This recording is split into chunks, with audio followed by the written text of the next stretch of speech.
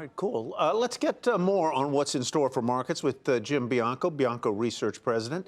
Jim, welcome. One of the reasons we love having you on, and I, over the years, have enjoyed talking to you, is that you often say the unexpected. A lot of sort of contrarian views come out, and today will be no exception.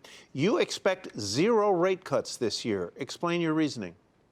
Well, I think they should have 0 rate cuts this year, but I suspect that the Fed won't listen to that and probably might cut. But the reason I suspect that we're going to have 0 rate cuts is I don't think they're warranted.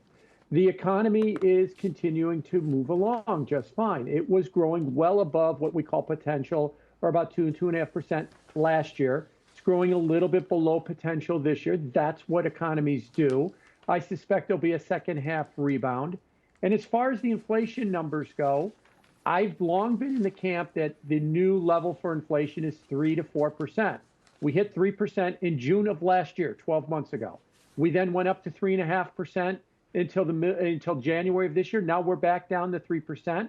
So I'm looking at this as the lower end of the range. If that's all the case, then the Fed's neutral rate, if you want to put it that way, is probably somewhere about 4% or a little bit above that. And that's not that controversial because the market is very close. There's various measures that guesstimate where the neutral rate is, around 4%. So in other words, the Fed, if they want to get off restrictive, has only got about 4 rate cuts that they have to do it. If they're going to do 2 of them this year, they're effectively going to be at neutral by the end of the year. And given the strength of the economy, I don't think it's warranted. Now that I've said that, looks like what I think doesn't matter. The Fed's going to probably do it anyway in September. Well, the wholesale prices were a little higher than expected. I mean, so inflation is it's not done yet, right, Jim? Yeah, no, I don't think it is quite done. And I think really what you've got to look at in terms of inflation is a couple of things. One, the government spending. Government is 22% of GDP. There's only been 2 times it's been higher than that in American history. And that was the COVID response 4 years ago in World War II. That type of level of spending right there, you can't have a recession with the government spending that kind of money. And with the government sucking up that kind of goods and services with that kind of spending, will keep up pressure on keep pressure on inflation, which should keep pressure on interest rates. The other one is there seems to be a bit of a change in the attitude among consumers. Mm-hmm. They're a lot willing to consume and spend a lot more. I'm talking about per unit, not just because prices have cumulatively higher. And I'll give you one anecdote. Look at the numbers of throughput through the airports at 3.1 million, a new all-time record right now. And the reason I point that out is travel is the ultimate thing that no one needs, but everybody wants. And if we're all wanting to go 3.1 million of us a day through the airport, doesn't sound like the consumer's ready to slow down anytime soon. Well, I'm traveling tomorrow, so I'm going to leave earlier than I even thought. One of the other things I want to pick up on, Jim, my notes indicate that you think the 10-year Treasury yield could still get up to 5.5%. What is going to take it there? Well, a couple of things. The target was 5 to 5.5, so that is the higher level. I'll point out that as late as last week, the 10-year Treasury was still at 4.50. So we've been in a period of higher volatility.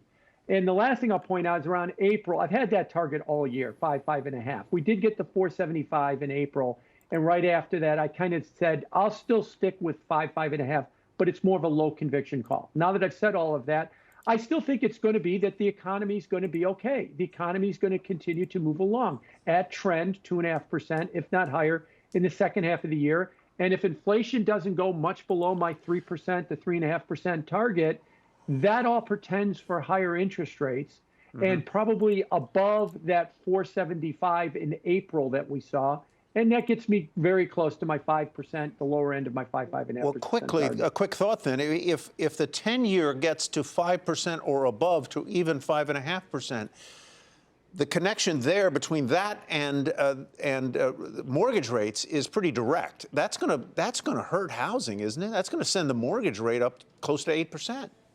Well, it depends on what the definition of hurt housing is. Housing prices are not being hurt. If you're a home owner, there's nothing wrong with this housing market because your price keeps going up. If you're a home buyer, then yes, that is going to be a problem. But that is housing. Housing is not the entire economy. It's a $30 trillion economy.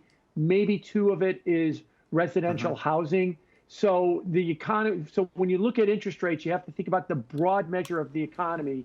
So yeah, the most interest rate sensitive sector, housing, will probably be hurt, but a lot of other sectors won't be, and that's why I think interest rates can go up and the economy can withstand it. All right, Jim, thank you very much. Have a great weekend, sir. Stay cool. Thank you, too. All right. Well, now that Jim